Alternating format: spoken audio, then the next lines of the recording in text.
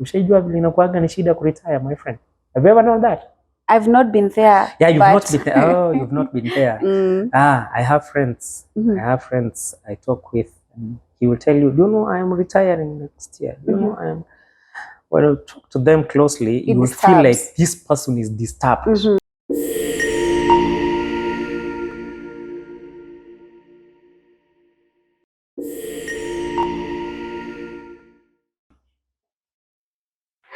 Hello there, welcome back. Tunakukaribisha tena hapo hivi kwa The Two is One Show. Now, daktari, hebu tuambiaje, what is confabulation? Confabulation. Hiyo word imekubamba sana. So confabulation is this is a problem or a disorder of memory. Mostly happens with patients with Wernicke's encephalopathy or a problem with alcoholism. So what happens is that this person will be trying to give you a story. Yeah. He'll be telling you a story, tell you a story. At some point, they will lose the memory or they will forget what else went on. So they will try to fill in with some other words. Fake stories. So that one is called confabulation. Wow. There are some others still. There is the problems with memory. I know you wanted to hear those. Yes, I wanted to ask about the memory disorders. We have some memory disorders like we call it, generally it's called amnesia. Yeah. So amnesia is that ability, that disability to remember things. Yeah. So it can be retrograde. If it's retrograde, you're not able to remember things that happened before amnesia set in. If it's anterograde, you're not able to remember anything that happened after that, after the amnesia set in. Yes, it can also be déjà vu. You know déjà vu? What is déjà vu? Hey, tell us, Daktari. Don't know déjà vu? Okay, that one is a French word which generally means already seen. You might go to a place and feel like, hey, I've been here. Nilikuwa hapa. Yes, me have visited here before, but you can't tell when you were there. That one is called déjà vu. There's an opposite of the same, which is called jamais vu or jamais vu. Yeah. Still, it's French. Yeah, that is where one is you lose memory of some very obvious things. Yeah, you feel like it never happened when we know that it has already happened. Yeah. But some of these things are also caused by maybe some illnesses. Yeah, it can also come with illnesses, some organic illnesses, especially the illnesses that affect the brain. They can either maybe brain trauma, maybe tumors, accidents. Yeah, that's where we're talking about brain trauma. Okay. Now, as we conclude on this topic of mental illness and mental wellness, we want to look at what was it? Preventive measures. Preventive measures. Preventive measures. Yeah. And also we request Daktari to help us with when you realize that someone close to you is suffering from these things, how can we seek for help? And how do we go about it? And how we go about it. So maybe we can start with the preventive measures. So with preventive measures, like we saw, we already have to know the causes. If we know the causes, then we shall know how to prevent these problems. Yeah. Watu wengi wanapata hizi sababu ya use of domestic violences, use of drugs, inability to cope well, some even due to lack of poverty. So let us start by primary prevention. Yeah. Primary prevention is where we should start by preventing or teaching parenting skills. We teach parenting skills to all prospective parents. Okay. They get to know this is what we are supposed to be feeding on, so that tuzae watoto ambao akili zao zitakomaa, akili zao hazitakuwa na stunting, akili zao hazitapatwa na ile inaitwa neurodevelopmental problems. Sawa. Zile dawa unaonaga mtu akienda pale anapewa hizo akina iron and folate. Yeah, very important to prevent some defects which are called neurotube defects. Okay. So it is very important that we use those ones, and we also be going for such clinics. Yes. Also, we should teach the effects of drugs, both psychosocial and physical. Okay. Yes.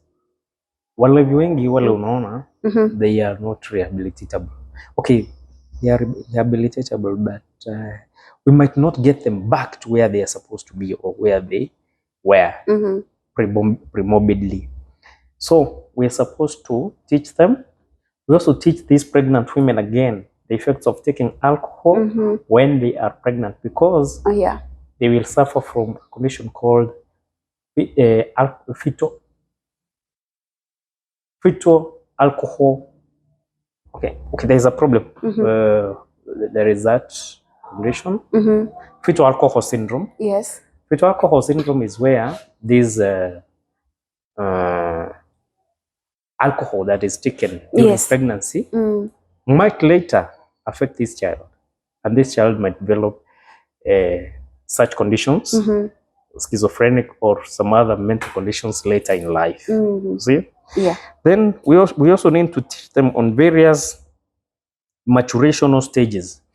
Kuna zingine zinakuja sababu ya maturation stages, like when you are an adolescent, like when you are a young adult, or when you are postmenopausal. We should also be teaching them those important maturational stages. We should also teach, we should also encourage mental health literacy among different groups. Vile tunaenda kufunza maneno ya HIV and AIDS, vile tunafunza maneno ya nutrition, vile tunafunza maneno ya these chronic illnesses, we should also be teaching about mental health. Isikuja tu hivi nini, and then you're caught unaware. Unaona? Yeah. Then homeless individuals should be supported by the government, and also they should be educated. This is a very important thing, because you know, like we said that homelessness will predispose these people or these most other individuals to such conditions like this schizophrenia, depression, street families, and so. Also, we should provide education and support to other individuals in various transitional periods. For example, the widows, for example, the widowers, for example, the retirees. Ushaijua vile inakuwaga ni shida kuretire, my friend? Have you ever known that? I've not been there. Yeah, you've not been there. Oh, you've not been there.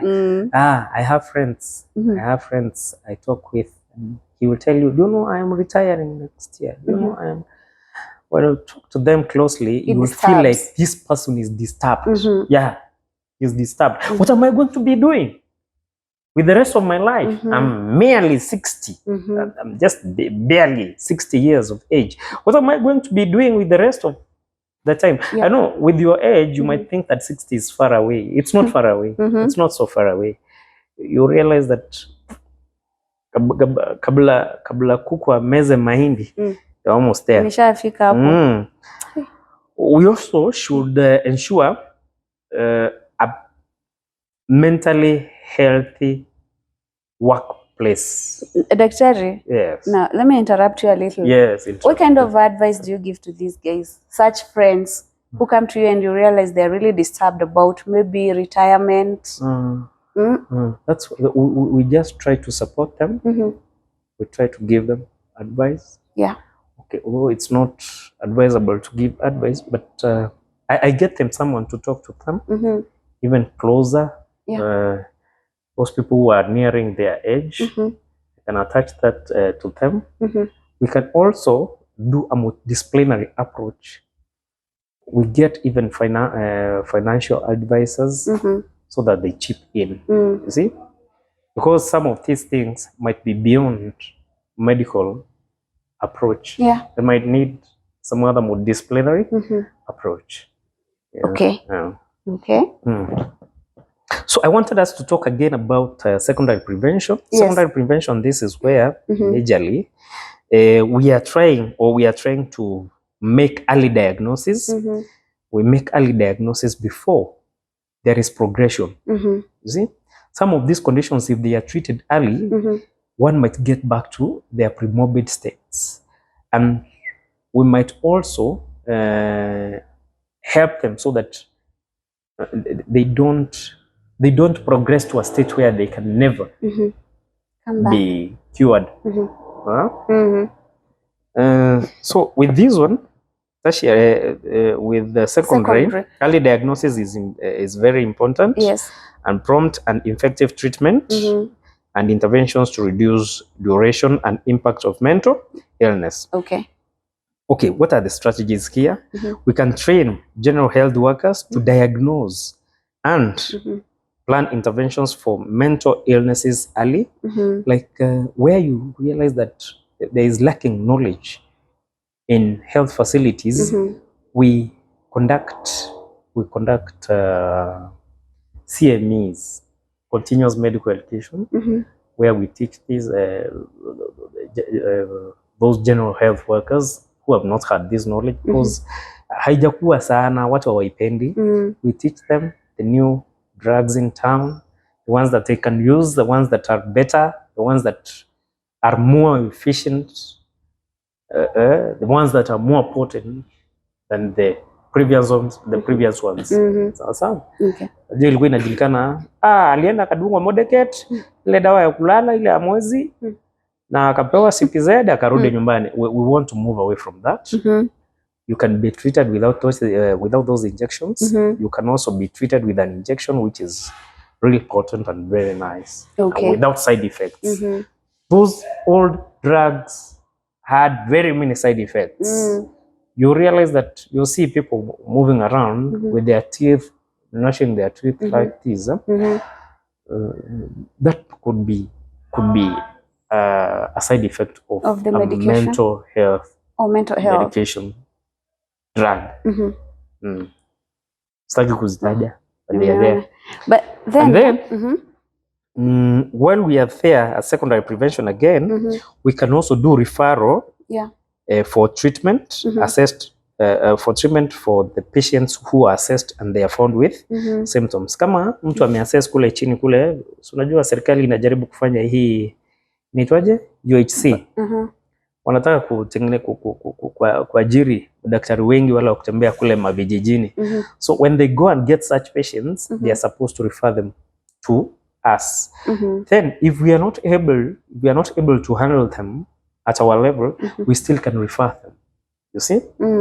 We shall have saved someone. True. From kutoka nini kwenda kukua hiyo haya. Okay, physical health screening for everybody else. When you screen, you might prevent them from getting those illnesses which might again lead to mental illness. Okay. We can also do mental health risk assessment, especially in our facility. That is all with secondary prevention. I wanted us now to talk about tertiary prevention. Okay. With tertiary prevention, this one is majorly concerned with reducing long-term disability. And this is where we are going to be involving the rehabilitation. And because generally it is meant to prevent complication and also major on rehabilitation of these individuals. So strategies here are like creating investments, social capital investments to involve these people when they are out of the rehabilitation or the mental hospital. So that they are busy. Yes. Vocational training. So unaelewa. Also community mental health services like the AA. Relapse prevention. Relapse prevention hii sasa ndio AA, wachana na hiyo nimesema AA. Hii sasa ni ile unakuta there is an I don't know whether it's an organization or something. It's called AA. Alcohol something. The main aim of this organization, I don't know whether it's an organization or ni ile you stay away from alcohol. you don't drink alcohol completely. Yo ukitoka kule unaambiwa tumekulink. Ka linkage kale tumekupatia ni kaile niko kwenyu pale. Enda ujiunge na hao and make sure that you associate with them. Yeah. Also giving social skills and also doing a follow up. Yes. For these patients while they are at home and you make a home visit which you had already planned. Yes. Back at the facility when you visit them there at their homes, sasa unawasaidia to implement what you taught them. Oh, okay. In collaboration with the local leaders. Ya mwisho nilikuwa nataka tuongee kuhusu kitu inaitwa building resilience. What? Building resilience. Building resilience. Yes. Okay. What is that? Building resilience. Yes. Resilience is that capacity to cope with adversity. Okay. And it can be built through self-awareness. Unajijua, you know yourself. What are your abilities? What are your abilities? What can you do? What can't you do? Don't strain yourself too much. Yeah. Kama wewe ni mtu wa kunini, kama wewe ni mtu wa okay, there are those people with abilities. Kama unaweza endesha gari fulani, endesha hiyo gari, wacha kushindana na fulani. Don't strain yourself so much so that you can be like him. Yeah. Sawa sawa. So that one is self-awareness and understanding. Unajielewa. Also knowing and learning how to live with others. Okay. Mtu akikukasirisha, you just if you are ukishajua hivyo, ukishajua huyu ashanikasirisha lakini sasa si mimi silali kwa mdomo yake. Sinaweza enda kwangu. You are a resilient person. You see? Also another one is you try to be talking to others. Yeah. You learn how to cope with stress. That is called adaptability. Again, adaptability means now I can't achieve this. Okay, it's well and good, but I can achieve this other one. Yeah. Move to that one which you can adapt, which you can achieve. That is called adaptability. That is a person who is resilient. Sawa? Yeah. Also have endurance. Don't be easily distracted. If you are not easily distracted, you are a focused person. You are a resilient person. Yes. Those are some of the preventive measures za kuenhance watu wapati nini? Wasipatwe na hizo breakdowns haraka. Hey, wow. This is very heavy information. Yes. But I believe inatusaidia sana. Especially personally inatusaidia because like ukiangalia the current days we're living in, kuna mambo mingi inatuweigh down. And eventually mtu anaweza jipata na breakdown ama anajipata in situations zenye hange expect kujipata. So when we equipped with such kind of information, then we are at a better position to live our lives better and also to help someone else out there and someone else and a friend and a relative and people around us. And now, Daktari, I don't want you to give a parting shot yet. So we'll take a commercial break. Yes. And when we come back, we'll have very juicy kamoshene hapa kidogo na daktari. And I believe tutajibamba kabisa. See you then.